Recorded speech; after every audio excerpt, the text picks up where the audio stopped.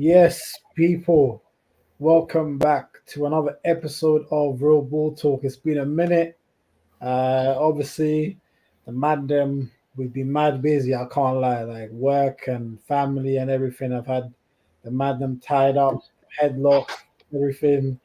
But we back, man. It feels good to be back. So hopefully we're gonna get back to that consistency. But yeah, big up everyone who's gonna tune in today. Much love as always. Make sure you smash a like first thing when you come in. But yeah, Jalil, how you doing, my bro? Yeah, good man. I think you said it right, bro. Like life, my personal life's had me in a chokehold. Like every time I want to do a show, bro, it's like it's difficult. Do you know what I mean? But now all is well, progressing in life and that. Everything's well. I can't complain. But I feel like we haven't really spoke about football in a long time, man. So Mhm. it's good to be back. It's good to be back, honestly.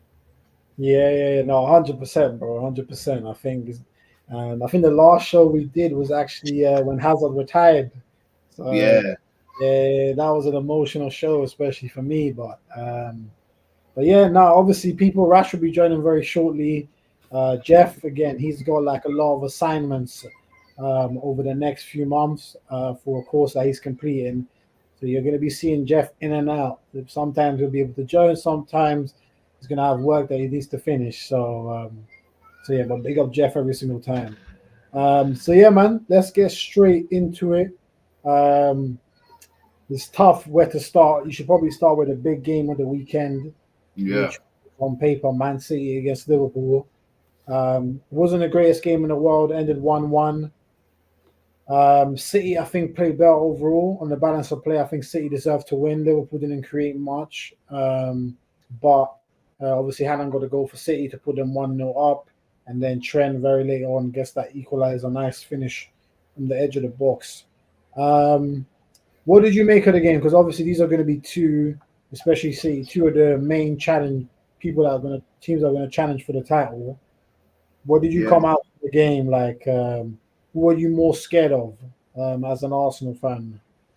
No, for sure, for sure. I think more as an Arsenal fan, yeah. I think this was like the perfect opportunity to do something because one of the our competitors, and we can argue that Liverpool and City are definitely competitors. We're going to drop points, whether it's one of them's going to win or it's going to be a draw. Regardless, someone's dropping points, so that's a kind of a bonus. I think the perfect result for a game like this potentially would have been obviously the 1-1, which was perfect for um for Arsenal. Yes, come on, for Arsenal, it was perfect for us. Do you know what I mean? But yeah, it was a good game in my opinion. A lot of people were saying it was boring. I mean, I don't know what they're expecting from football these days with VAR and that. What 5-4, 3-3. Do you know what I mean? All that jazz. Like this ain't Sunday League. Do you know what I mean? We ain't gonna get big numbers, but this is professional football at the end of the day. And yeah, I was quite impressed with the game, and I really like how the game went. And that fella, like honestly, well, he's a handful. He's a handful. I He's a think winger, Trent could, man.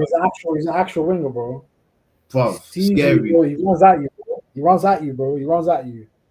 Yeah, fuck being a right back for him, boy. That's a long time. Fuck that. But somehow Trent got man in the match. I don't know if you saw that, but he got turned in and out and then scored one goal and he got man in the match. I don't know No how that's comment. happened. No No, I comment. said no. I said no comment. Nah. How are you getting man in the match? How does that even work, bro? How does that work? You're getting man. I don't get me wrong. Goal was tidy goal. You know what I mean? He released it from his foot really, really, really graciously. So you got to big him up in that aspect of things. But yeah, he don't deserve to get man in the match. But Haaland always scores as he does. I think that Doku fella keeping Grealish out, and I think a lot of people were shouting for this for a long time. With Grealish, I like Grealish personally, but I still like him. you don't like him. You like him. Still like him, bro. I still like Grealish, bro. Oh, okay. Yeah, Still I like think. Yeah, well, I mean, I still like him and all, but you know how it goes. I don't think Pep's ever made a signing, yeah, and they've been shit. You know how obviously I'm not trying to tell this Arsenal, but Havertz or United with Mount and that. Do you know what I'm saying? Like making these boogie signings and expecting something to happen. We ain't Pep out here, cuz I'll tell you that for free. But yeah, no. Other than that, man, it was a good game. I really enjoyed it, man. I expected Salah to score. With my fantasy football league and that, trying to get some points up and that. And then Salah was meant to do the business, but he tends to do very well against them. But Alisson, shaky. What's going on? Shaky. Like two Brazilian goalkeepers, yeah. Yeah. and then one's perfect kicking and one's giving it to Haaland every 5 minutes. Like, do you know what I mean? Like, what are we doing here? But it's nerves. It's a big game at the end of the day. I'm sure Arsenal's got Liverpool actually coming up in December at some point. Actually, funny enough. So these nerves always happen in big games because it's spoken about. The build up is so big, and I feel like it would have been a bigger game if it was later on in the day. I think 12:30 on a Saturday afternoon is a bit. Do you know what I mean? But all in all, I enjoyed the game and I'm happy with the result. I'm happy with the result because it means both teams dropped 2 points, if we're being real here, and Arsenal gained 3, so it puts us to the top of the table. So we just got to maintain that and run with it. Yeah, no, 100%. And big up my guy, Bayezid. Hope you're good, my brother. Says big up John and the guys. Did you guys see Chelsea are close to signing Gabriel from Brazil for 25 mil? These owners love retail therapy after a defeat. Yeah, we're going to talk about Chelsea. I don't really know what's going on over there. What Gabriel are we talking about? Another Brazilian don, it seems. Okay. Yeah, I don't know. This is the first time I've heard of it, so I'm not sure. But yeah, no, I mean, yeah, I think the thing is, I think that City have dropped off from last season. I don't think they're as good as they were last year. Haaland is still bagging in the goals. I think that Rodri is still playing at the same consistent level. I think they are starting to see the impact, which eventually are going to, of no KDB, because as good as Alvarez is in terms of pure striking abilities, he doesn't have the passing, he doesn't have the IQ, he doesn't have the crossing. He's not as good in when pressed as KDB is. So it's a big loss. KDB is a massive loss for City. So I think for them, it's a case of staying close until January when he's back and then integrate him back in slowly. And then hopefully they can go. As for Liverpool, again, obviously Liverpool are nowhere near the team they used to be at their pomp like 3-4 years ago. You can see it, the way they press is nowhere near the same. But they're very, very resolute. Van Dijk is back playing at a very, very high level. Trent is playing at a good level. Alisson, barring last Saturday, is still the best keeper in the league comfortably.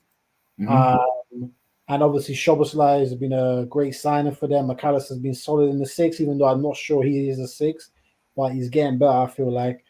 And obviously, Salah, even though I've been honest and consistent, in terms of his overall performances aren't what they were maybe 2 years ago.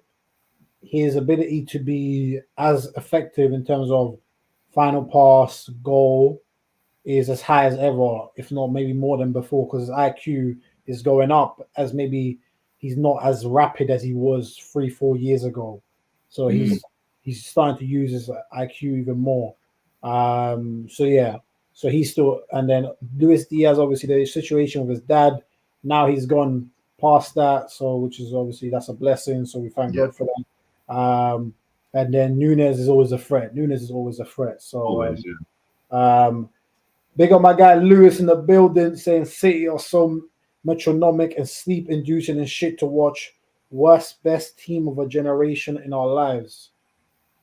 I hear that, The only reason I hear that is because if you look at last year, they were active, bro. They were active, you know what I mean, in terms of their games and stuff. And I think, I think you mentioned it about KDB. Right now, it's not, I mean, and we say KDB, we've got to remember Gundogan as well, very active. Gundogan, them two played beautiful football and he got a lot of goals for them. And he was a creator as well. And I feel like, Alvarez, he's just an attacking player, bro. He's not a creator like he's a striker. He's a striker being asked to play number 10. And it's happening all too often nowadays that there aren't really any proper number 10s. Obviously, the way the game has gone, so many teams now, you saw it with Brentford against Arsenal, play this horrible drop back 10-man in the box football, which compresses the space.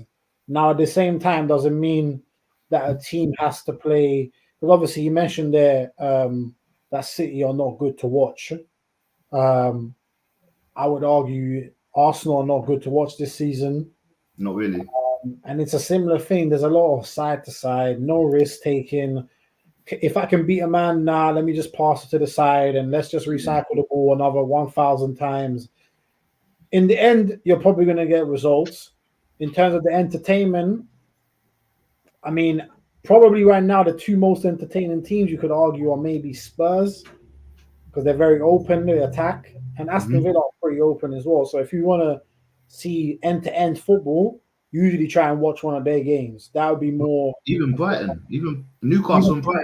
Even Brighton, exactly. So if you want to see a bit more of the throwback football, you probably need to watch them play against other teams. If not, then unfortunately, I said it before, Pep is the greatest manager of all time, but he also ruined football. It's two things to be true. He did both. He ruined the game for what it is. So it's peak. It's peak, man. Big up Ed in the building saying yes, lads. My guy. And big up Basil saying City will be content where they are. They're kicking to get the business end of the season. They're a bit like Usain Bolt in the last 40 minutes. That's a great analogy. That's true. That's a great analogy, and it's very true. It's what they did to Arsenal last year. They've done it before in other years. So yeah. And Basil saying Chelsea played decent stuff this season, except this weekend. I mean, listen, Chelsea. I mean, where are they in the table? I think below mid-table, no? Yeah, I'm sure it's below mid-table. Like, let me have a look at this. Chelsea sitting in. Smash the likes. 10. They're sitting on 10. 10th. Yeah, 16 points. From what, 36, right? 39 points. 16 out of 39, right? Because the 13 games have been played, isn't it? Yes. So they've got 16 out of 39. Deep that. That's bad, you know. That's embarrassing. That's bad. That is real bad. That is real bad. And they've run their tough run in over. They still got Spurs. They still got Brighton this weekend. Then I think they play United. And yeah, so that tough run. Obviously, I know Rash is joining shortly, so obviously I mentioned United then. I don't really want to talk about their game because they still didn't play well. Nah. One good goal though. That goal was good though. That's what I wanted to talk about. Yeah. That's what I wanted to talk about. The Garnacho goal. So talk to me. Obviously, 6 people in the building. Smash the likes, of course. I want opinions. In terms of overhead kicks. CL7 against Juve. Yeah. Bale against Liverpool. Ibra against England.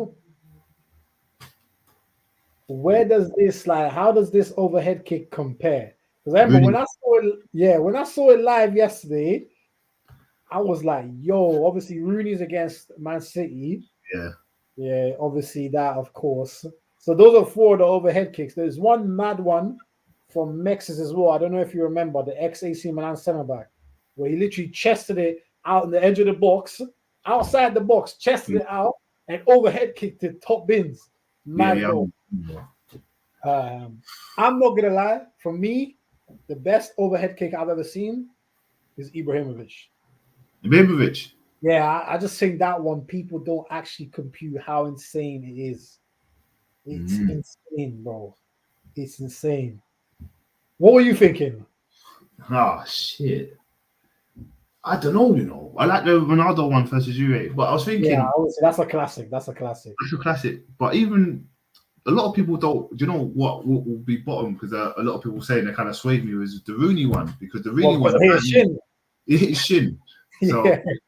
And then, but the thing is, he still got up, he still went through it and everything, you know. Yeah. And the ball, I'm not gonna lie to you, the ball Nanny put in a box here was kind of like, what the fuck? It wasn't the best ball. It's kind of fun because it got deflected in it. It got deflected, so it made him go back. Like exactly. So that's why I made it good, in my opinion. Everyone musician thing. But then when you look at Garnacho yesterday, the Lord puts a really decent ball into the box. I feel like there was a few players around, but he put it right to the edge of the box for a reason. I don't know if he wanted to try and get a header in there or chest it and bang it, but you know, Garnacho, but I think he was even shocked from the news when he was having his interview. Report. He was like his interview, and he was just like, oh, I hit it and I didn't know until I saw the whole crowd go nuts, kind of thing. I was like, yeah.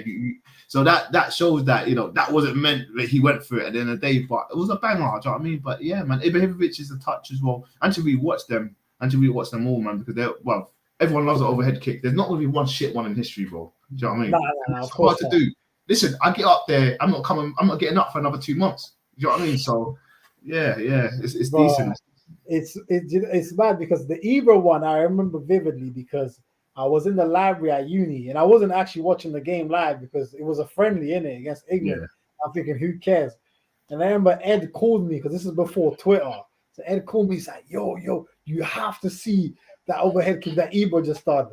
And I remember when I saw it, I was like, yo, this might be the best goal I've ever seen. Like, bro, that Ebro overhead kick is nuts. Like, this overhead kick was crazy as well. The overhead kick for Barcelona from Rivaldo. That one was crazy as well. But if I had to rank them, and then there might be some personal bias in here, the ones that come off the top of my head, I would say Ibra 1, CR7 2, Bale 3, Garnacho 4, and Rooney 5. If I'm just doing them 5, I would do it like that. I think maybe I can add in Mexis. I can add in Mexis and maybe before Rooney's as well. Yeah. I would say that would be my order. That calls for a show though. We might have to play the video, the clip, go through them one by one, and then rank them. Yeah. No, we might have to do it. Wait, so what was your number 1? What did you go for in the end? CR7, probably Ibrahimovic, Bell, Garnacho. Bell was nuts, you know. Yeah. I need to watch them again. No, Bell's one was nuts too. Bell's could be second still. Yeah, until we watch them. I was gonna bang it on now, but I was like, nah, we ain't got time for that, man. So yeah, until we watch them just to make sure. To be fair. Yeah. No, but listen, obviously, big up United. Good win. Obviously for Everton, with their 10-point deduction. Ridiculous though. Like, yeah, it's ridiculous. They have to appeal because, like, there's certain man that needs to get relegated before anyone else can get theirs. Do you know what I'm saying? So, yeah, no. You know what it is though. Yeah, I have a feeling. Tell me if you think I'm wrong. I've got a feeling that the ban that Everton got is because they are prepping everyone, including Man City, to let you know. You remember what happened to Juve? Yeah, that might happen to you too. You might end up in the Championship, starting with minus 20 points. No, they've got too much money, bro. City's got way too much dough. It's not happening. They've got the best lawyers in the business. Because the reason why 115 cases. Well, it's still ongoing. Bro, 115 cases. They're gonna bust everyone. I thought Mendy's one was mad when he busted like 12, 13 cases. 115. They're busting every one of those cases, bro. If they bust, then cool, then calm. Let's just say they can never get touched. And I'm not even here saying. By the way, hold on. If they do get charged, do you think the title should be stripped? Because I don't like history being erased. I just think whatever history was. Yeah. No, it's not going to happen. It's never going to happen. But again, a lot of I think the argument and debate you're going to get is when was it? When were these cases brought up? If some of the cases were brought up the season before, or whatever, and if any cases were brought up then, they should have a reduction from that season. That's how people see it. Me, I agree with you. It's done now. Yeah. I ain't taking no pity trophy, just because City's getting like all this jazz. So, I'd rather win it the hard way because I hate all this chat. Oh, it's a COVID trophy. It's this trophy. It's because if you look at the bigger picture, regardless of whether they did it, we still played 90 minutes on the pitch for 38 games, whatever. Yeah, and then that's it. And that's how it goes. So yeah, I wouldn't really care. And I wouldn't celebrate. I don't know if I'll celebrate. Oh yeah, we got a trophy because it's not really our trophy. But if we win it this year, going ham. You might see me outside for a whole week. Misses the kids looking for me. Dad, where you gone? Do you know what I'm saying? But until then, I ain't gonna take the trophy, bro. I ain't taking the trophy. No. Exactly. Because imagine you found out tomorrow City stripped of the league title for 2023, like the one from last year. Like, well, Arsenal fans going to go to a parade in North London tomorrow. Who's gonna do that? I'll be tempted, but I won't be enjoying it.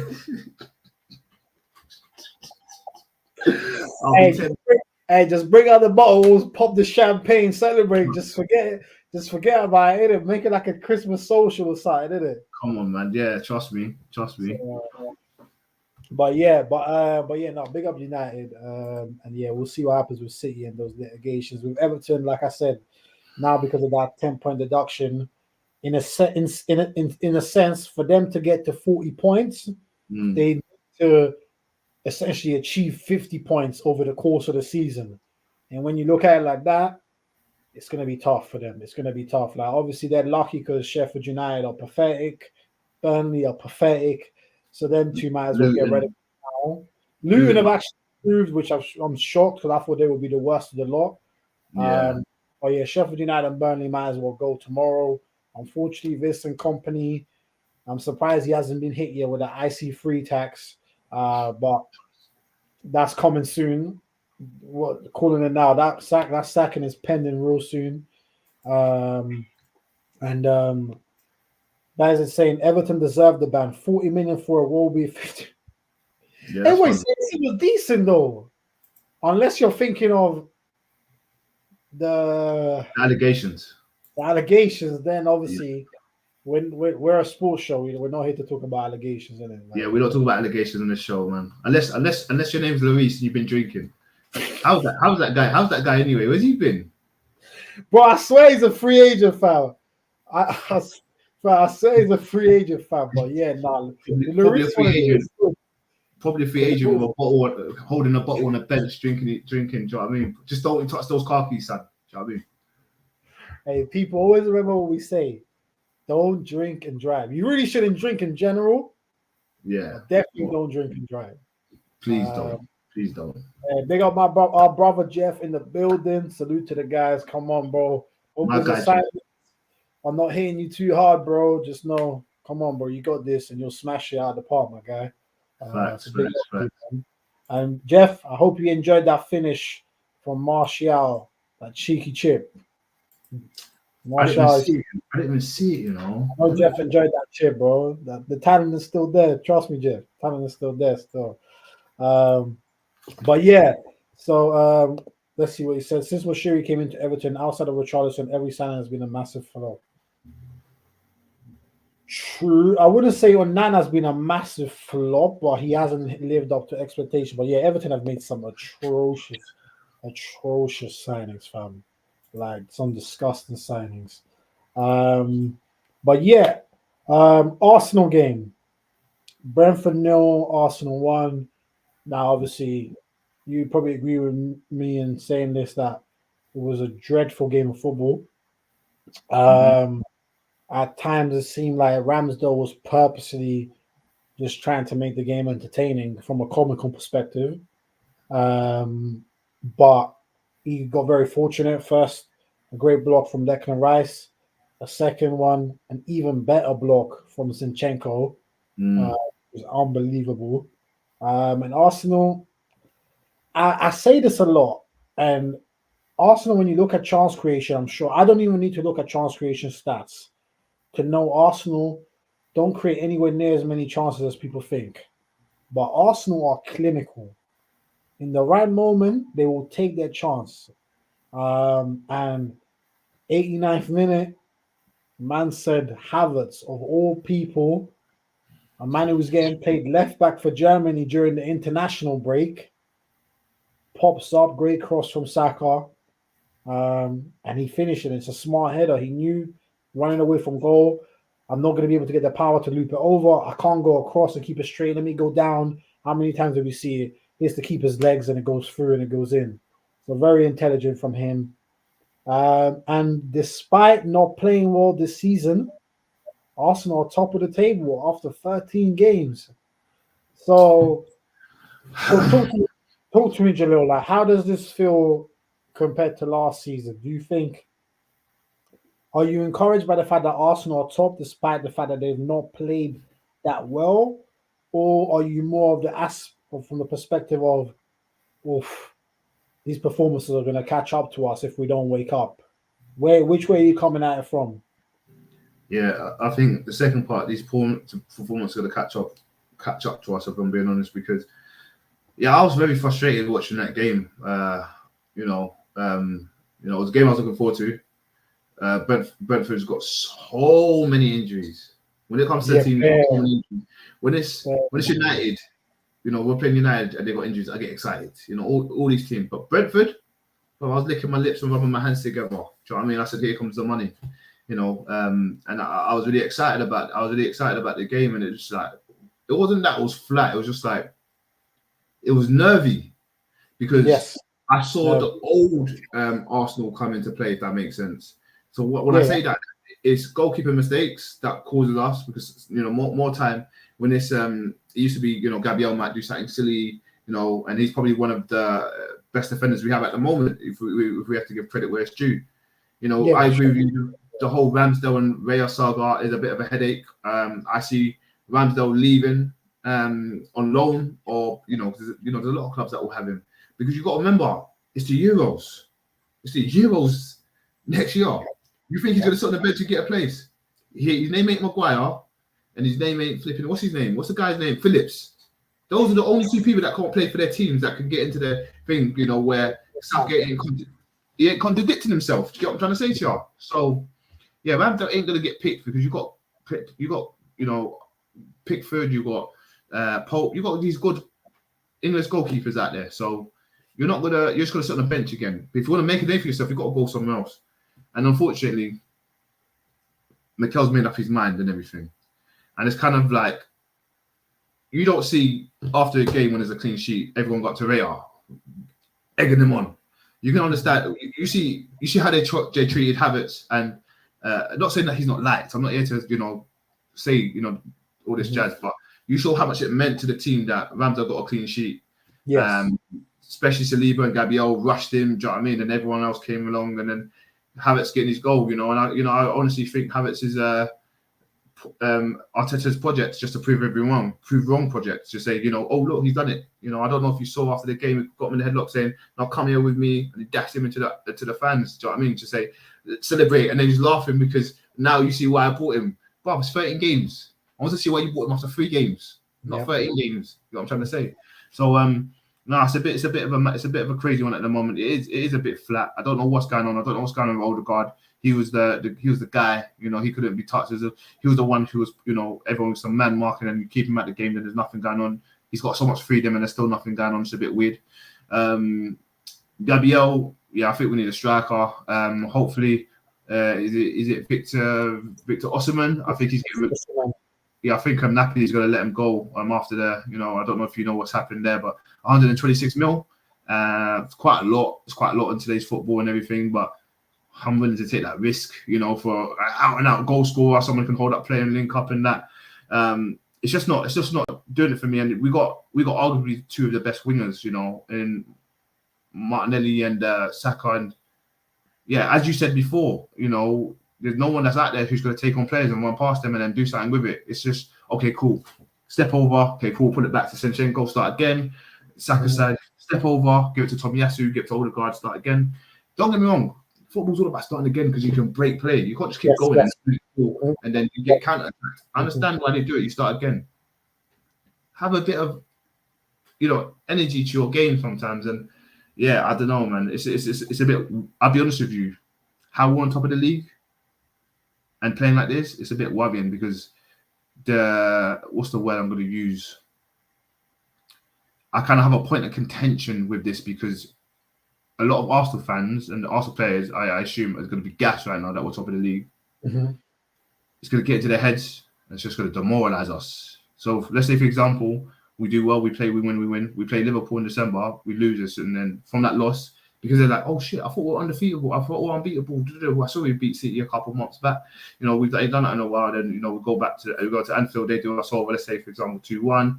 It's demoralised, and then that's when you start to see the losses coming, because then they realise, they forget themselves. And that's what happened. That's what happened last season. I know Saliba didn't help with his back being pulled and everything. But, this is football, man. I just don't know there's enough players. Well, there's enough players, enough quality players. Because I still got my question marks around Vieira, Havertz, Jesus. I'm gonna be honest with you. I need some goals, son. It looks good and all that, but I need some goals. So yeah, I'm a bit worried that we ain't got goal scorers, and then you look at other players at clubs like Newcastle, Man City, all these guys are getting, good numbers, Brighton, they got out and out strikers that are really decent, and we don't have one, hopefully Eddie, I was quite gassed, I thought Eddie can do it, but then he's not playing Eddie anymore, Jesus now fit, so yeah, I don't know what's going on, to be fair, but I will say I'm quite impressed with one guy, and his name's Trossard. I really I don't know what is about him, but he's a touch. So he keeps the positive vibes to myself, if that makes sense. Yeah, no, that's Trossard is a good player. Like he's double forward, very technical, very composed on the ball. Like you said, Arsenal's squad depth isn't great. I think one thing is no team should ever panic when they're top of the table. You should never panic when you're at the top, but you should. People always say it's easy to get to the top, it's hard to stay there. So it's a perfect chance for Arsenal to reflect and be like, okay, we're not playing well. Odegaard is not on form. He's not coming to the ball. He's not getting involved enough. Saka's never takes his man on. He just seems to now do this thing where he just whips in crosses, which don't get me wrong, he's been whipping a couple of brilliant balls. His GAs is obviously still good. Obviously, I'm not a GA fan, but for those that are, it's all good. More than anything, on the other side, still trying to take his man on again. He's not been playing great, and he doesn't have the stats as well because he's only scored one goal this season. It's deflected goal against Man City. So just the players are not playing. Havertz has been bad all season. I think Rice has been very consistent. He's been doing exactly what he was doing at West Ham. He's just literally just what he was doing at West Ham. He's doing at Arsenal. I still think Arsenal missed Partey. Yeah. Because as good as Rice is as a ball recoveries, and he's tremendous at the ball recovery element of the game, and he's a really good driver of the ball, his passing incision, it just isn't what Partey's was. And that is part of the reason why Odegaard doesn't get into the game anywhere near as much. Because Partey was a master at those, pop it to the right back, get it back from the right back, first time, disguise pass into Odegaard's feet, and you play from there. Rice is very much more, if I see the pass there, I'm just going to play this pass. If I see this pass, I'm playing this pass. He's not very often for the risk-taking pass, which is good if you're going to constantly keep the ball, recycle it, etc. That's great. But in terms of incision, it's not. Partey just does that element to the game to a different level. And I think Arsenal fans, there's nothing wrong in accepting that fact. Like, because I know, like, there's a lot of Arsenal fans that are saying we've robbed West Ham for Declan Rice. As good as he's been in terms of being consistent with exactly what he was doing at West Ham, if people are watching him as West Ham, I never thought we'd get to a time where you'd think you've underpaid when you spend 105 million on a DM to break up play and pass it side to side. If there's people genuinely saying that we should have paid 150 for Declan Rice, then football, I mean, it is in hell, but yeah, it's not much. If you look at Caicedo as well, 150 million for him, and now you watch him. Obviously, Chelsea are in a mess, but you watch him, you're like 115 mil. 150 mil. That's why when you said 126 mil for Osimhen, I'm like, I don't really rate Osimhen because technically he's very, very average. He's not a great hold-on man. But in terms of physical attributes, running behind beast, running to defenders, he can finish. So he's got a lot of great physical attributes, a la Haaland, for example. But if you're telling me 115 million for a DM or 126 million for a striker, which one in my head makes more sense? The striker one, because goals do still, no matter how much I can hate stats when they're overused, goals still win games. Facts.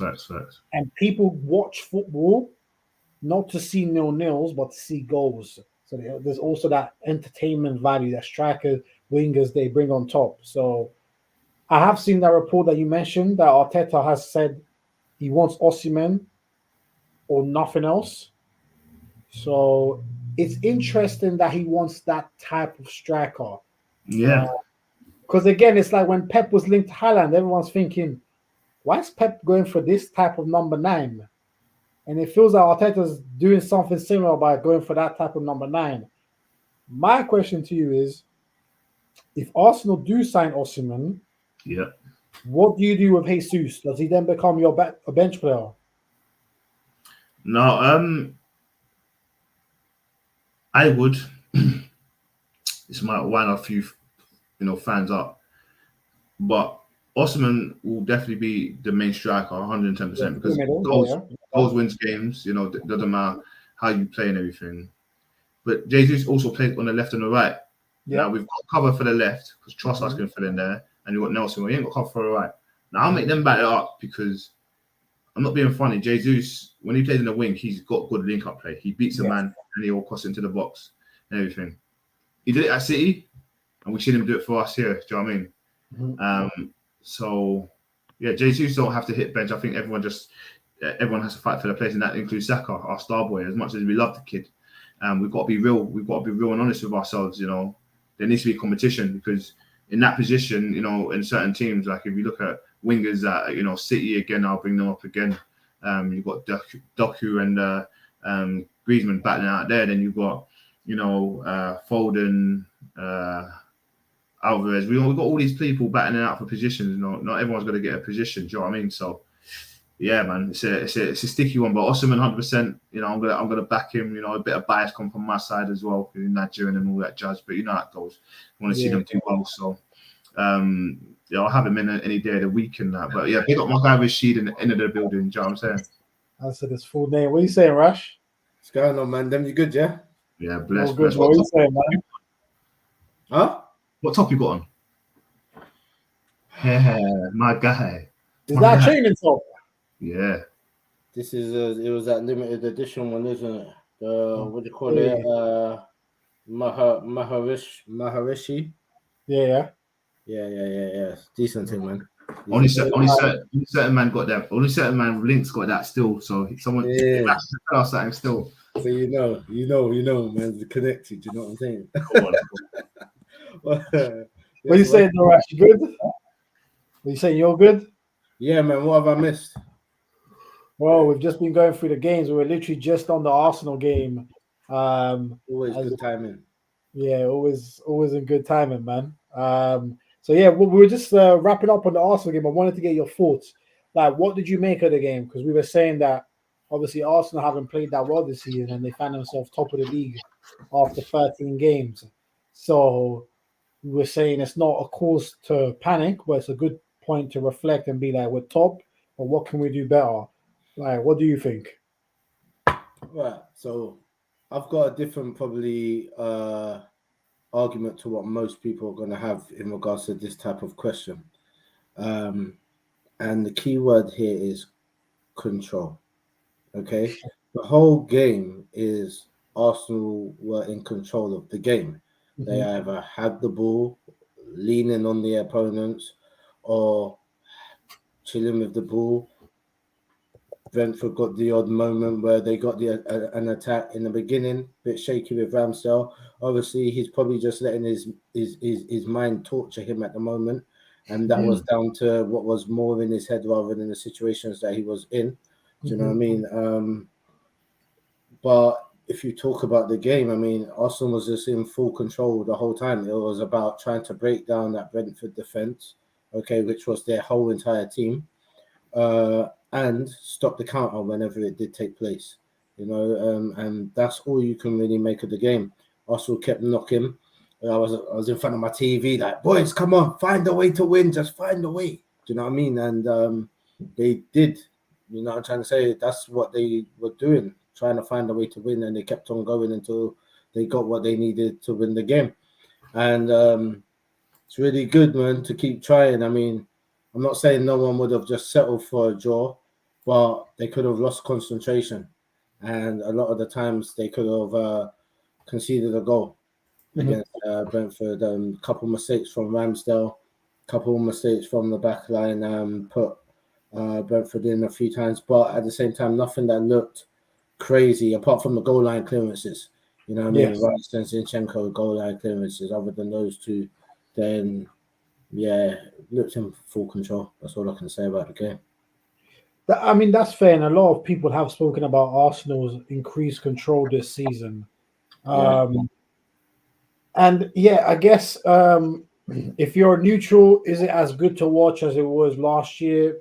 No, but end of the day, football is about winning games and finding a way to win games. And to be honest with you, obviously Arsenal haven't played that well, but have City, have Liverpool, who's really set pulses racing. Spurs did, and now they've lost 3 in a row. Obviously, they've had a lot of injuries. The suspensions element of it, I don't feel sorry for them at all because suspensions are within your control, and no one told Romero to fly kick his Argentinian teammate in the box when they 1-0 up. No one told them to do that. So that's on them as a team. Injuries, cool, unlucky. Aston Villa obviously are surprising a lot of people as well. 2 points off top, which is crazy. I think Arsenal actually play them soon at Villa Park, so that'll be a good game because at home, especially, they're formidable. But I don't think any of the big hitters are playing that well. Obviously, United are 6 points off top, and they arguably should have lost every game this season. There's a case that they should have lost every game this season. Yeah. Newcastle have been playing all right. I like watching Newcastle play. Yeah. To be fair, they smashed Chelsea, but even look at how Newcastle have played, and they're behind. They're a point behind United. How are they behind United? Because they had that evil spell when they lost maybe 3 or 4 on the bounce. Yep. And obviously they've had a lot of injuries too. So again, I think for Arsenal fans who are not happy with the style of football, I think it's exactly on the money as what Rash said. It's this season for Arsenal. It's more about control, being in control of games. Because I think maybe what I saw at the end of last season when there was that whole debacle with Southampton 3-3 and West Ham 2-2 it felt a bit loose. The games felt a bit loose where it's like Arsenal could go 3-0 up, but it's like, the game could also go 2-1, and now it's a game again. Well, now it's and obviously something else that's helped with the control is that Saliba's taking the game to another level. The confidence that I see him play with, it's not confidence anymore. It's just assurance now. And if he keeps playing at this level, Gabriel's not making mistakes. Yeah, Tomiyasu's actually been on good form this season from a defensive standpoint as well. I think the goalkeeper situation, I would let Ramsdale go in January just to stop all this talk. I think for both keepers, it's just unnecessary. It's good to have 2 goalkeepers, but not if it's going to make them both play worse. Yeah. And I kind of feel like that's what's happening at the moment. And also Ramsdale should stop doing podcasts because he's doing way too many right now, and that ain't helping either. Well, let me read out some of the comments before Rash comes in. Big up DJ in the building saying yes, lads. Big up DJ. How we back at the top? Hey, back at the top. And saying game week 13, let's get to game week 18 and we'll reassess. The delusional D could be back soon. Hey. Bring him back. Big up VibHab as well. Saying big up lads. Big up my bro. Good to see you in here as always, man. Good to see you, man. But yeah, man, let's do some quick player ratings for the Arsenal game. Let's go. I'll do Ramsdale. I'll give him a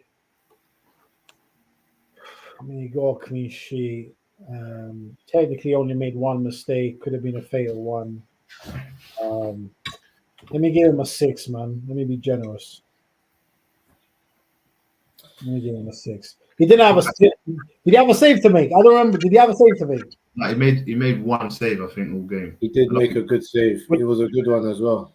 Yeah.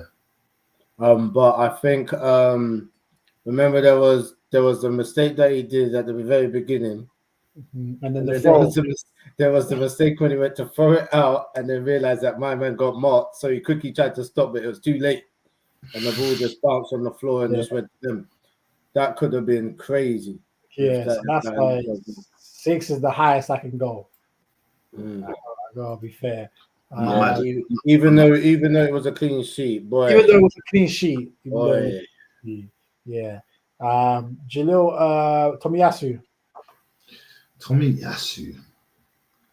Didn't really see much from him. I thought Saka could have brought him in a bit more. He made some good runs, in my opinion. But you know, I can't really judge you off the ball because you're a defender anyway. So your off the ball should be good. So he gets a standard 5, but we got to add on to the other stuff he's been doing. So I think he can hold for me 7 because of the clean sheet and all. He's done his job. He's done his job, man. And personally, I was saying this. I think he's becoming one of my favorite players. But you know, not to take up too much time, but with Timber, you know, doing that, I thought Timber would be the main guy who does the left back, right back whenever. He's the more versatile. Tomiyasu's proven otherwise. Do you know what I mean? When Timber gets back in, you know, spoiler alert, I don't think Zinchenko will feature as much, but we'll see. Yeah. We'll see. Yeah, we'll see. Rash Saliba. Oh, my guy, Rolls Royce. Royce. What can we say? Clean sheet, big performance, always just does everything like it's nonchalance, but it's not even nonchalance. It's just the way he handles business. Do you know what I'm trying to say? If he got an assist or a goal or something like that, I would have gave him a 10, but I'm going to give him a firm 8. Yeah. Yeah. That's very, very fair. I think doing Gabriel, I think he could also get an 8. I think he was probably the same level. Saliba might have been a slight bit better, but Gabriel has really, really reduced his mistakes. His bozo moments, as people used to say. I really think he's really calmed down a lot. He's really good at defending down the channels as well. A lot of the times when he's supposed to go out wide, him and Saliba, because they're both quick and they're strong, they're comfortable out there in those positions. So I would say he's made a big stride forward this season. Yeah, let me give him an 8 because I think he is 2. 8 is fair. Yeah, 8 is fair. Because technically, the first one off the line is not anything that Brentford created. Ramsdale literally just gave it to them. So technically, one chance at Brentford, in 90 minutes at Brentford created one chance. That's you'll take that. Yeah. You know what? Just to talk on Gabriel's performances lately, like this guy is like, I don't even think people are sleeping on him anymore. I think people are starting to see what he can actually do and what he has produced for this season. So no, I think it's a case of in the Prem, there's some people who learn from the seasons that they've had in the Premier League beforehand, you know, and then some people become like educated in it, where they make active differences. They change their style of play. They become leaders and controllers and commanders of the game in their position. And I think we're seeing that with Gabriel. You've seen him have I think a season and a half, and he had his great moments and then he had his crazy moments. So you're just like, see, it's that shit right there. Do you know what I mean? But now it seems like he's just in so much control. He knows what he wants to do. He knows what's demanded from him as well. He knows how to cover. He knows how to tackle. He knows how to header. He knows how to be strong. Like, very good defender. Him and Saliba together, what a duo. But them two are going to probably be the duo of the season. Yeah, that's fair. Jalil Zinchenko. Yeah, I'll be honest with you, bro. Like, I'm not trying to be a negative person, bro, but that wasn't the game from. I know. Do you know what? Because I always think about it. Yeah, maybe you should have played White and then have Zinchenko there, and Tomiyasu should have set out. Because obviously, you know, as we discussed before, Pep has kind of changed football where if you've got a good team now, everyone's going to low block you. Do you know what I mean? Yeah. And yeah, I can just understand he's trying to unlock stuff, but I don't know. Would I move? I'll probably move him into more centre mid, bro. I just don't think he's doing the defensive work properly. I don't know how to understand how people keep getting beyond you and then Gabriel has to save you every 5 minutes. That's why Gabriel's looking good, you boys. Do you know what I mean? He's fucking saving someone. He's actually doing 2 man's work in the back.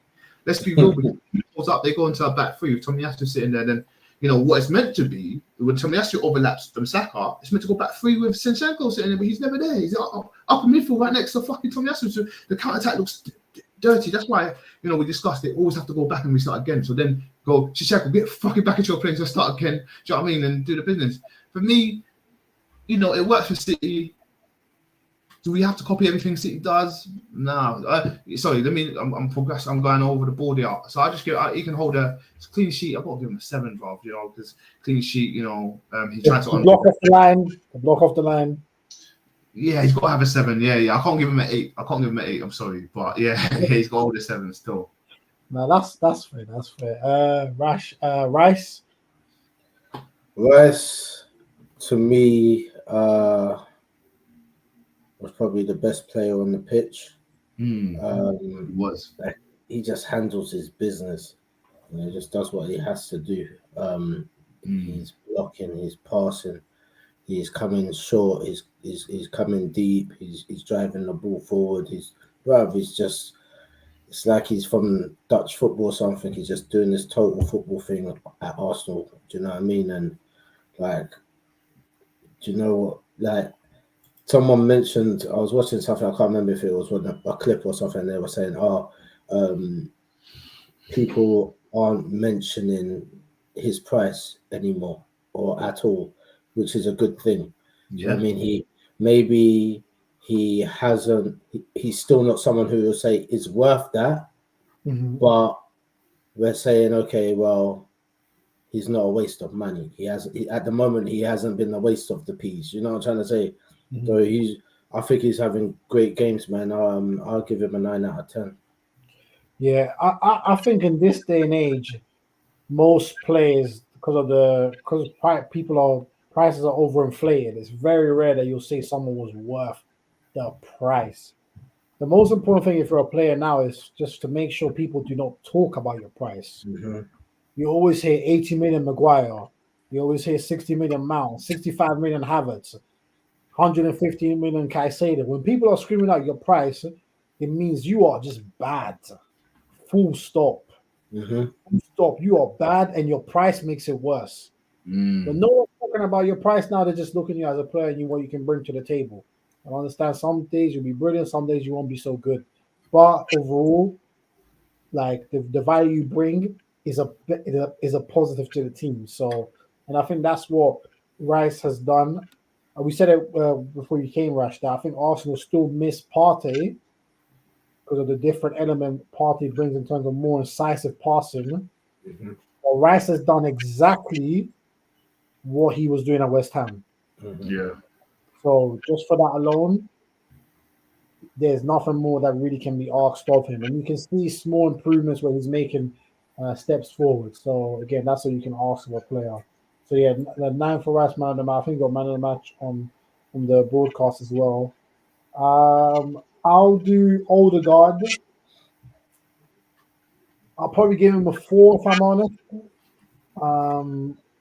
I think Odegaard has to do more because he's looking like right now he's too reliant on this link up with Saka, and he's not doing enough to come and get the ball.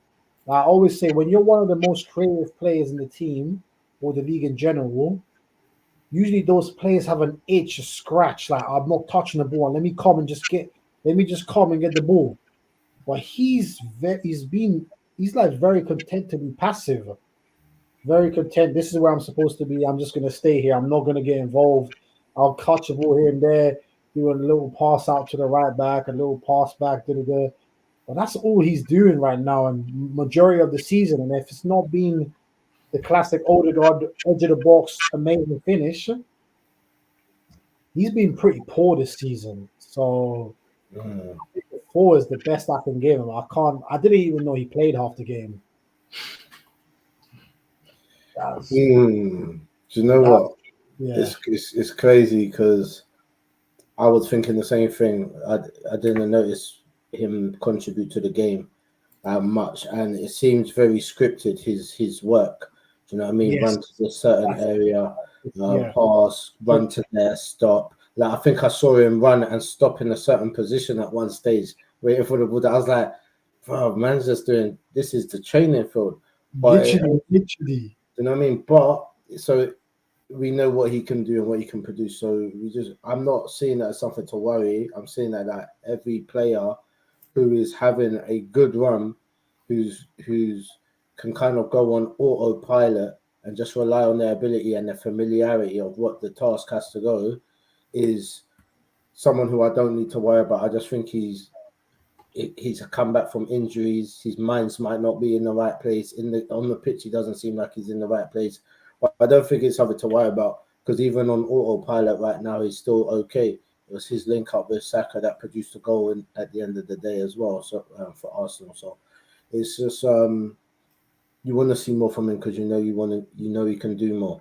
But even his autopilot is still above what Man United are producing and so forth. You know? We got to do the Ozil thing, the pre-assist.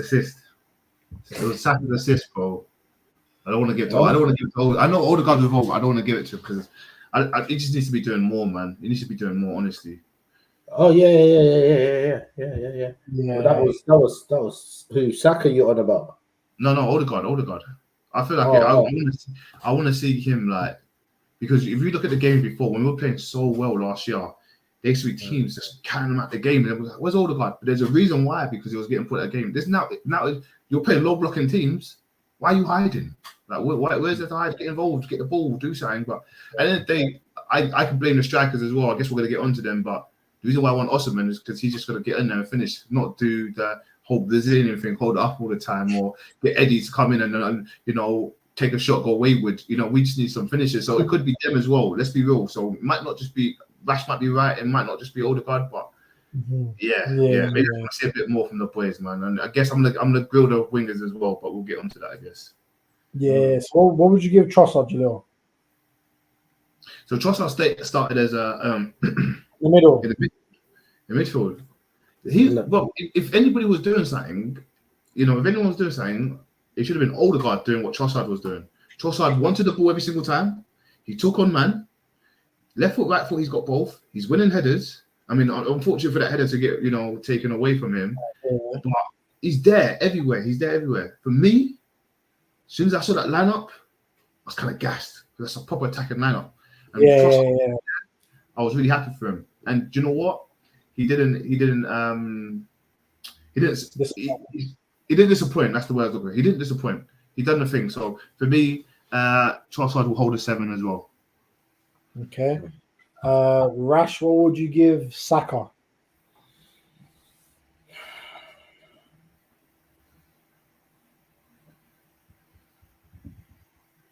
I would give Saka a 7. Okay, because of the assist. Yes. Yeah, I agree. And that's the reason why, because that ball was incredible, bruv. That ball was amazing. So that alone has lifted his performance up 2 notches. Do you know what I'm trying to say? Or at least a notch and a half. So 7. I don't want to talk about it. That's fair. That's fair, honestly. Yeah, nice. I mean, the thing is, as much as you want to criticize performances sometimes, and he was not good, but match-winning moments sometimes are match-winning moments. Mm-hmm. So sometimes it's like, move on and on to the next game. Martinelli, Martinelli's a tricky one, because I actually thought Martinelli played better than Saka. Yeah. Being honest, because I actually feel like Martinelli, whilst he may not be the most aesthetically pleasing, when he gets the ball, he tries to do stuff. He'll take on the man to the byline. He'll try, obviously he can he develop can he develop a move inside and do the curlers with shots? Yeah, I've realized he can add that as well. But his intention when he sees a man is, let me go at you. So he tries to be a threat. It's just not quite clicking for him this season, and I think it's just generally Arsenal have not clicked completely from an offensive standpoint. So it's a shame for Posh. I'll probably give him something like a 5.5, but I actually thought he was better than Saka in terms of his actual performance. But obviously, yeah, that's what I'll say. I know, yeah, that's the thing. He got the assist. So yeah. And last but not least, Jesus. Yeah, five. Yeah. I don't know. Maybe four. Maybe he needs time. Maybe he needs time to get back into the game in that. But we want to see more link up plays there, But I want to see more shots. I want to see more take ons, and I think it's ridiculous how I think the lineup comes out before the game. The whole Arsenal base, I'm on all my group chats. The whole Arsenal fans are getting gassed. Like, this is so attacking. This is so attacking. Fuck all happened. Listen, lad. I just want to say, Jay. Look, you also have to. Let's not just put it all on Arsenal. We can't take away that Brentford did a terrific defensive performance. Man, they had their entire team behind the ball, like the most of the game. And they were so organized as well. And they were dangerous on the counter attack. You know what I mean? It's more testament to Brentford at keeping that such an attacking lineup that Arsenal came out with at bay for so long. I don't think Arsenal's attackers, any one of them, could really have a game where they can say, I have earned a strong 8 or even a strong 7. You know what I'm saying? None of them earned that. They tried, but Brentford had them up. In the end, came from my boy, bench boy, Havertz. You know what I'm trying to say? Yeah. Let me ask you about this. If you were a Brentford fan or fan of the type of, could you actually bear yourself to go on a cold Saturday evening to watch your team play drop back 11 man inside the box football, having 3 attacks a game? Like, where's the fun in that unless you're just literally just getting yacked off your head? They're not always like that, are they? That's the only thing I'm saying. Like, some of these teams always play like that. Yeah. And I'm just like, how do you do it as a fan? Yeah, it's a nightmare. It's a nightmare, bro. Even when Jose was at the top clubs and that's what they were seeing the whole game, getting a battering and then scoring on a counter attack. That's boring, bro. And that was even worse because the fans are probably thinking, wait, our players are better than the other teams. Why are we sitting back? Exactly. So that made it even worse. But nonetheless, a tactician needs tactics, and Brentford had that tactic. It almost paid off. Almost. But Arsenal, they found a way to win. They found a way to win. And last but not least, King Kai, as some call him King Kai, Kai Havertz. Rash, what would you give him? Come on, super sub. 10 out of 10, isn't it? Came on and done the job, innit? What else could you ask from the man? Yeah, this was the assignment. Here, do this. He was like, all right. And he did it. What can we say? What? Can we not say he got 10 out of 10? He got 10 out of 10. Well done. It's the only time you're going to get a 10 out of 10, bro. Yeah, I was going to say, bro, this might be his first and last 10 out of 10, bro. This might be his first and last 10 out of 10, yeah.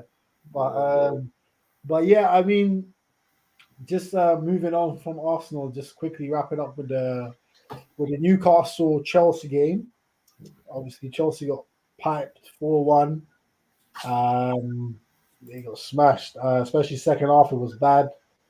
Bro, what's going on with Chelsea, man? Like where did they? I don't know. Where did they go from here? I feel like they drew with Man City 4-4 because Man City just didn't take them seriously, and it was like, yeah, you attack, we attack. Eventually, we'll find a way to win. Like, where do Chelsea go from here? Like, Chelsea are looking bad, man. Yeah, they are. are. Man. Come on, man. I know you must be looking at Chelsea and just thinking, wow, imagine that used to be the second motherland. If any African player wanted to come play in England. Chelsea. Not Arsenal, because we had all the French Africans. The French Africans. Yeah. But look, I see it like this, yeah, because I get really happy when Chelsea lose these days because I get to play all the memes. What do you think of Chelsea? Fuck Chelsea. What do you mean? Fuck Chelsea. Fuck Chelsea. Like, you know what I mean, I play all of that, bruv. I play all of that every single time they lose. I said it all to my Chelsea mates in that. But you know, at the end of the day, you know, I think, in my opinion, it's in my personal opinion, they make all the right signings. This doesn't gel. I from the goalkeeper to the striker. That's it. I say all the right strike signings. That Jackson for that ain't that good. To be fair, for being honest. And the keeper ain't that good either. The keeper, I actually rated the keeper, but now seeing him at Chelsea, yeah, it's not really that good. Thiago Silva, I mean, fella, you might have to hang in them boots because you're kicking the floor, fam. Those boots, bro.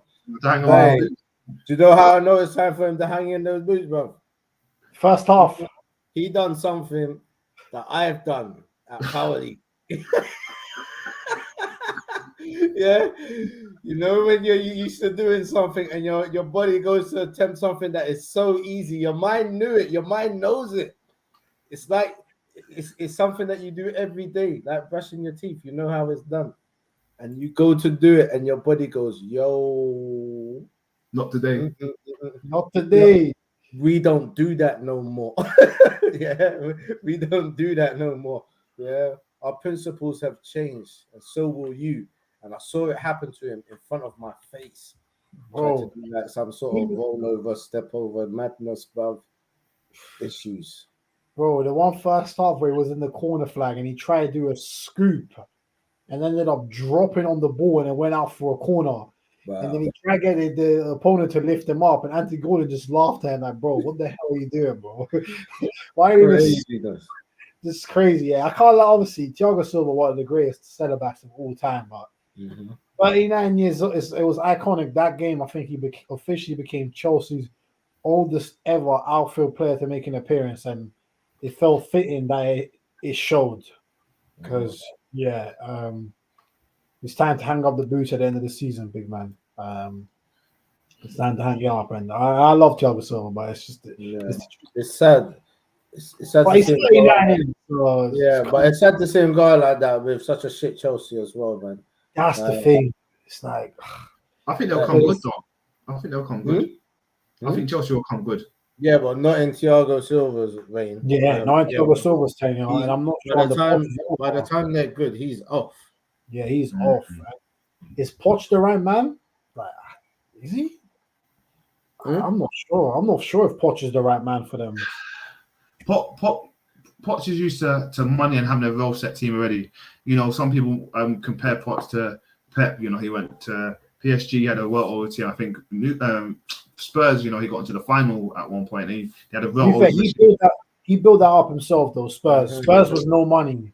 I was going to say that as well. I was going to say that as well. Like the Spurs thing was like his architecture. Do you know what I mean? Yes. He worked that one, but yeah, I don't know if Poch is the right man for the job. But who is, man? That Chelsea's a mess. But on a regular basis, I'm playing the bridges over to my Chelsea man them all the time, bro. Like, that place is a wrecking ball. It's finished. You know what I'm trying to say? So I don't know even who would be good for the job. They might as well just keep Poch. I think they got the right players, but at the wrong time.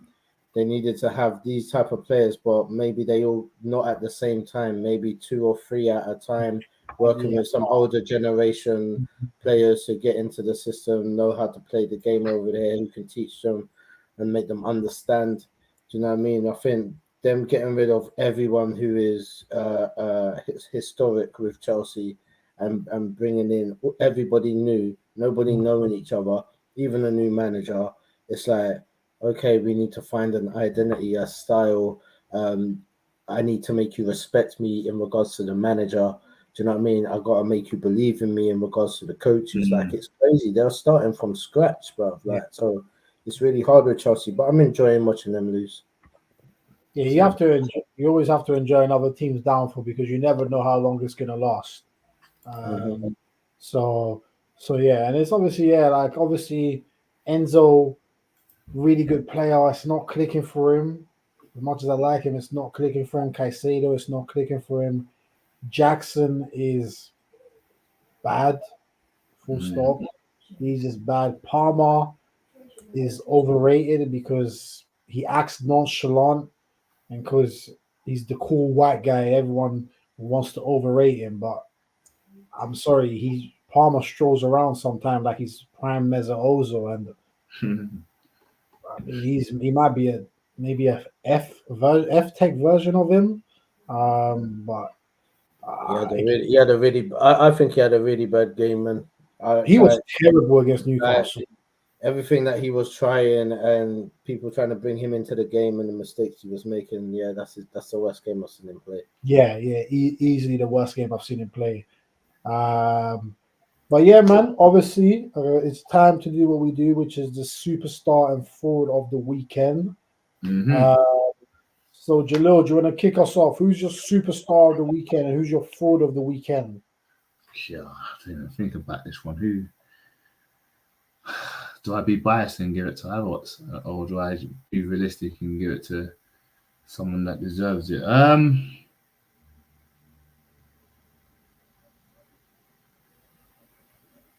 I'll give it. Do you know what? I'll pay.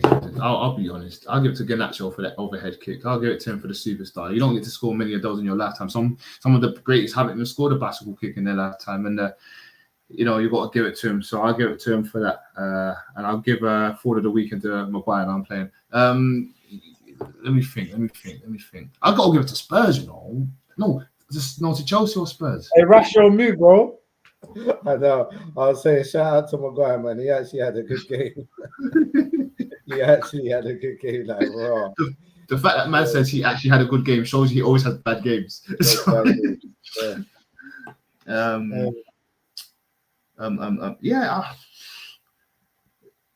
Chelsea. I'm gonna give it to Chelsea. I think Chelsea before Spurs, because Spurs actually they had so many goals disallowed. Son, without Maddison, you would have thought they would have been folded. They still played a good game, so I'm not. Let's leave Spurs out of it this week.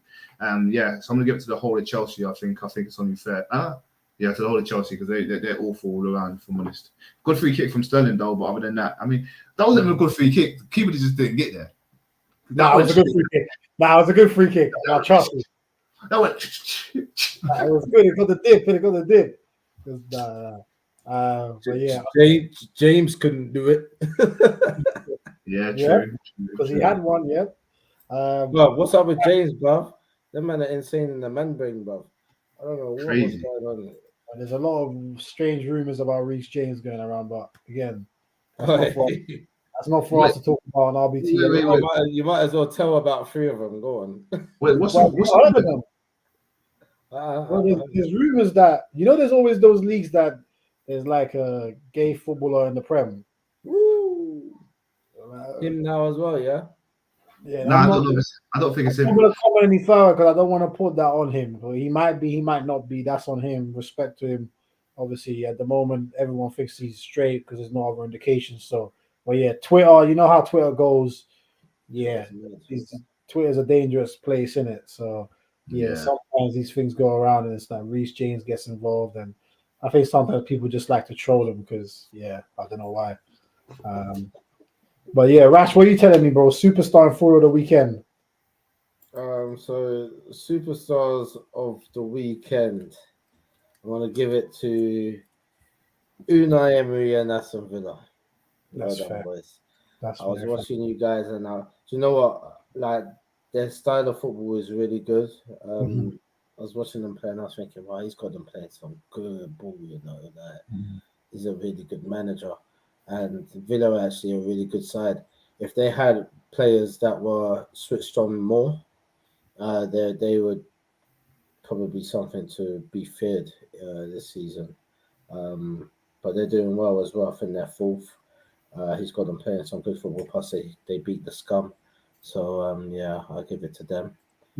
And for forward of the weekend, oh,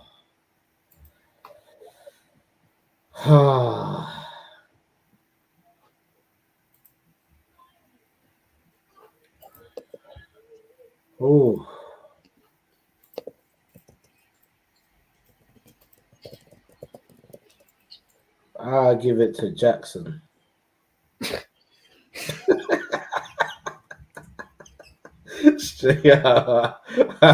I give it to Jackson, bro. That guy had people acting crazy. He said, bad boy signing. Oh, Arsenal should have gone for him. Arteta don't know what he's thinking. But check this you out, bro. He is do. Like, Yeah. do, bro. It's bad. So, yeah, shout out Jackson. Forward. Yeah, shout out Jackson.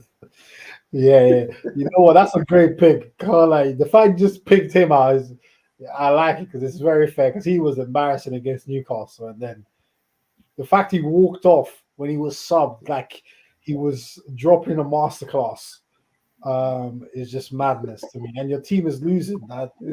It's just mad. Um, my superstar of the weekend, Aston Villa, is a very honourable mention. I have to give it to Garnacho because of the goal. I mean, goal of the season's been sewn up. You see those goals very rare, once every couple of years, 3 years maybe. So you have to appreciate them when they come. So yeah, he's my superstar of the weekend. For the weekend, I'm going to give it to Sheffield United and Burnley. Just honestly, stop wasting my time. Go to the Championship now, and let's just play an 18 league season this year rather than a 20 team season because they're just embarrassing. They are bad teams. Like to be bottom of the league and to be below a team that's been docked 10 points and you're still bottom. Yeah, I'm sorry, man. Yeah, there's big problems down there. There's big problems. And yeah, like we said at the beginning, company, unfortunately, bro, I see that sack coming for you soon, and they'll probably try to point Big Sam, Tony Pulis, do something like that, and then just try and go back to the old Burnley Dash football of drop back, kick the ball in the sky, and let's hope for a flick on or something. So yeah.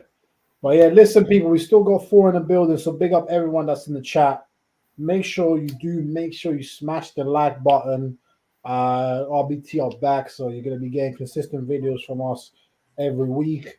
We're also gonna try and add in some new segments, one which can be also as specific to us as individuals, where it can be, for example, it could be Rash's hot uh like predictions of the week, so specific fixtures where Rash may have an indication, certain things like that. We're going to look to try and implement so every man has his own thing, and then we can discuss it on the show, put it out on the socials, just to get really people commenting and stuff.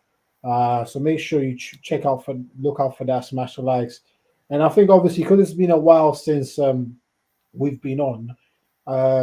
Since then, obviously, the whole situation with Palestine and Israel has really erupted. It's something that Rash, as everyone who watched the show for the last 2.5 years will know, has spoken about on a consistent basis well before it became mainstream news. So I think just to round up the show, I'll just give the platform to Rash, maybe just to say a few words about the situation. Probably a lot of the stuff he's already spoken about before. I know he's sharing a lot of stuff on his social media that people should really be aware of. So yeah, just Rash, just a few moments for you just to talk about the situation from your perspective, and then we'll wrap up. To speak about this situation from my perspective is a bit exhausting to the point where I've had to actually just like stop going onto social media for a minute because I'm tired of seeing dead children, and seeing kids being mutilated from buildings that have fallen on them because rockets have hit their homes, though they've done nothing wrong.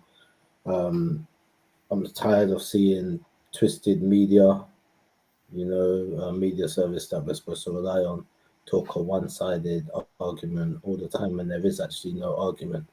And luckily, we're living in the age that we are, and we are all witnessing something that the media can't tell us our eyes are lying. Whatever people can do, you can see they are doing. Over I think over 100,000 or something like that people took to the streets. I think it may have even been close to 1 million people came to the streets and marched in protest to what's happening over in Palestine. And it's just a thing about humanity. I think for the first time I've got more hope in humanity than I did before, because people are not just seeing something, but they're defending it now. They're saying something. They've seen enough. They've heard enough. Unfortunately, it's also shone a light on the leaders of our countries and our so-called nations, because we can see how treacherous they are, and how deceiving they are, and how terribly one-sided they are as well in regards to their agenda. So it's just one of the things where this is a big eye opener for the entire world. And when you have a choice to, between good and evil, just make sure you do the right choice. You do whatever you can to support the Palestinians in their crisis at the moment, their time of need, as they're being bombarded by some real oppressors. So if you can donate to organizations that you can trust, then do so. If you Yeah. can keep them in your prayers, then it's a must. And if you can spread awareness as well, sometimes you might just get the odd thing, and you think people will benefit from seeing this, because you never know, you might have that one person still on your friends list who's still got a warped way of looking at this, other than seeing a large scale genocide. So spread the awareness, let people know what's going on, and pray for our brothers and sisters, man. They need it. Yeah. Very, very well said. And I think rightly a lot of the focus has been on the situation between Palestine and Israel. And as Rash said, there's so many media sources out there, mainstream, that don't report the truth. The way they report the truth is purposely they manufacture it in a way to portray the message wrong, or in a way that will resonate in a certain way to certain kinds of people to keep that agenda a certain way. Very typical example of what they do is they'll say, um, for example, how an Israeli might have been killed as opposed to how a Palestinian might have been impacted. They'll use certain terminologies or words to reduce or make the impact seem different as to what's happened. And that's why this is where platforms like Instagram, TikTok, Twitter, you can't really hide from there. You will find the truth on there if you look for it. And maybe you may be looking at it from one side, but with anything, you always have to keep an open minded perspective to look at it from both angles. And it's important, I feel like, for people, for your heart to know this situation, whatever I think has been, I've concluded it after having looked at both sides. Because if we only look at it from one side, then we never have the full picture. And we don't want to do that in any kind of relationship that we have in this life. So let's make sure we take on Rash's words. Obviously, there's so much more oppression going around the world, the situation in Congo, the genocide that's going on there. Like, there's so many, many things. Let's make sure we keep everyone in our prayers. At least that's the bare minimum that we can do. Whoever we can donate to, let's try and do that too. So yeah, let's just, again, what we always say on RBT, let's just try and make sure that we do our bit to make sure that love always wins. So let's just keep that at the forefront. We keep everyone in our prayers. And yeah, it's been great to be back. We're going to be back on a consistent basis now. So look forward to interacting with you all. And until then, hope you all have very, very blessed evenings. And we'll be back soon. Peace out, people. Peace. So